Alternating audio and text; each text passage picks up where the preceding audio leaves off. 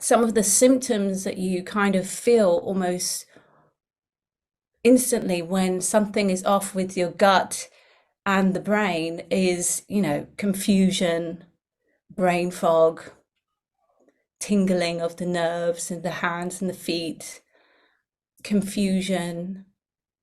And that's because the nerve tissue is intimately connected with the brain. And we know also from modern science that the gut and the brain are connected.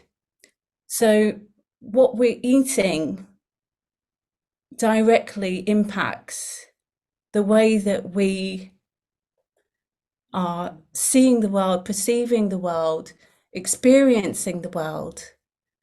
And so it all really comes back to, are we nourishing ourselves with the foods that are going to be most beneficial for our digestion and for our body type?